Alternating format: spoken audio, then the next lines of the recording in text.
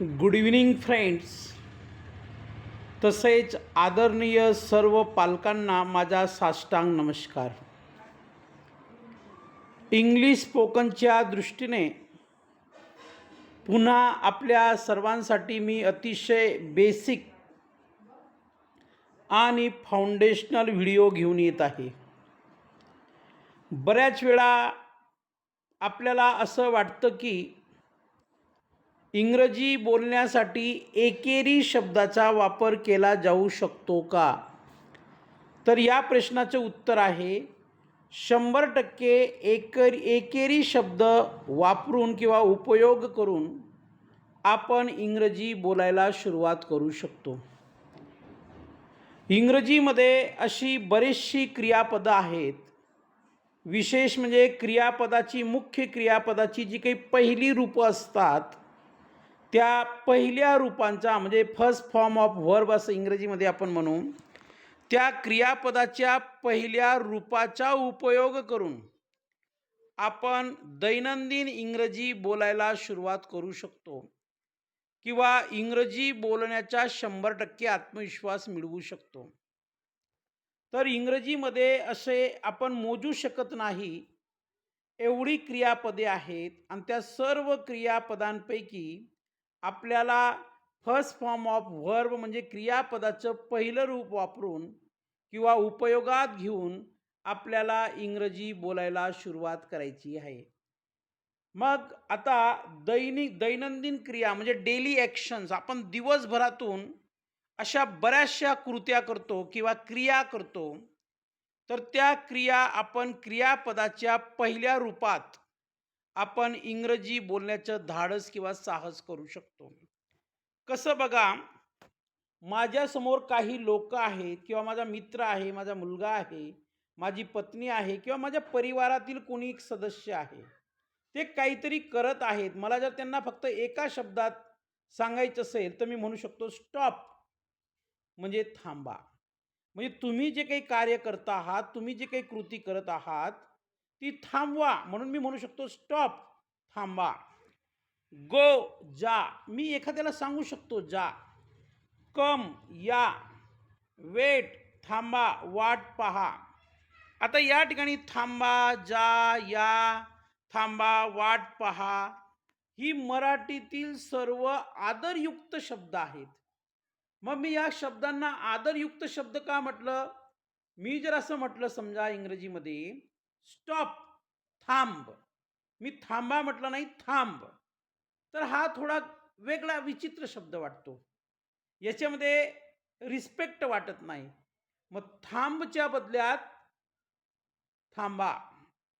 Right. त्याचप्रमाणे गो जा, कम या. आता मी असं म्हणू शकतो कम ये. ये म्हटलं तर तो उद्धट शब्द वाटतो म्हणजे रिस्पेक्ट वाटत नाही त्या शब्दामध्ये. तर कम म्हणजे या. वेट म्हणजे थांबा वाट पहा. मी थांब असं म्हणू शकत नाही. सीट म्हणजे बसा. मी असं म्हणू शकतो का सीट म्हणजे बस? म्हणू शकतो पण तो विचित्र शब्द वाटतो, त्याच्यात रिस्पेक्ट वाटत नाही. सीट बसा. स्टँड उभे राहा. वॉक चाला. रन पळा. आता हे जे काही 5 ते 10 शब्दांचा जो आपण अभ्यास केला, हे इंग्रजीमधील सर्व क्रियापदे आहेत आणि एकेरी आहेत.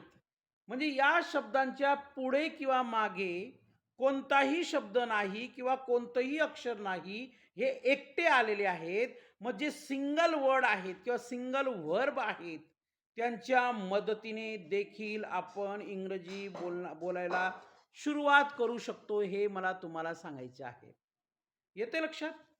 पुन्हा आपल्याला सराव करता यावा त्यासाठी माझ्याकडे बघा अजून शब्द आहेत. आपल्याला जर संवाद म्हणजे कम्युनिकेशन आणि थिंकिंग म्हणजे विचार करायचा असेल त्या दृष्टीने काही शब्द आहेत. स्पीक बोला. लिसन ऐका. टेल सांगा. आस्क विचारा. थिंक विचार करा. लर्न शिका.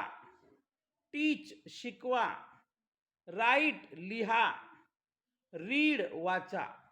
बघा इंग्रजीमध्ये there are many verbs. With the help of these verbs you can start to speak English. आपण इंग्रजी बोलायला सुरुवात करू शकतो, असं मला या व्हिडिओच्या माध्यमातून सांगायचे आहे. पुन्हा आपल्याला सराव करता यावा त्यासाठी अजून काही आपल्याकडे व्हर्ब आहेत बघा. खाण्यापिण्याच्या दृष्टीने किंवा आरोग्याच्या दृष्टीने. ईट खा, ड्रिंक प्या, स्लीप झोपा, लव्ह हसा, स्माईल स्मित हास्य करा, क्राय रडा. राईट. बघा अजून काही आहेत आपल्याकडे शब्द. काम आणि व्यवहार, वर्क अँड ॲक्टिव्हिटीज.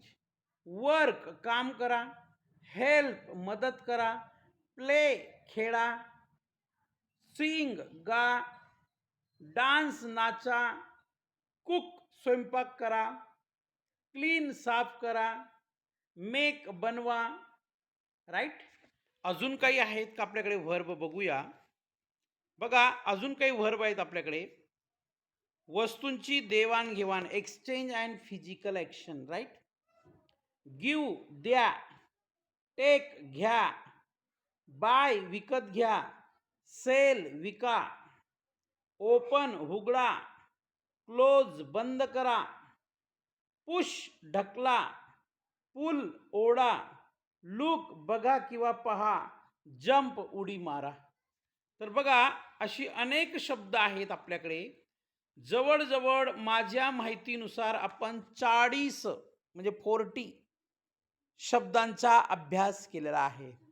या आजच्या सुंदर आणि आकर्षक व्हिडिओच्या माध्यमातून मला सगळ्या विद्यार्थ्यांना, पालकांना आणि जे कोणी माझे दररोज इंग्लिश स्पोकनचे व्हिडिओ बघतात, असं सर्वजणांना माझं सांगणं आहे की म्हणजे you can start to speak English with the help of single verb. म्हणजे एकेरी क्रियापदाच्या मदतीने उपयोगात आणून आपण इंग्लिश बोलायला सुरुवात करू शकतो. आपल्या समोरच्या व्यक्तीला बोलू शकतो, आपल्या मित्रांना बोलू शकतो, आपल्या परिवारातील कोणत्याही सदस्याला बोलू शकतो. तर हा व्हिडिओ आपल्याला निश्चित आवडला असेल.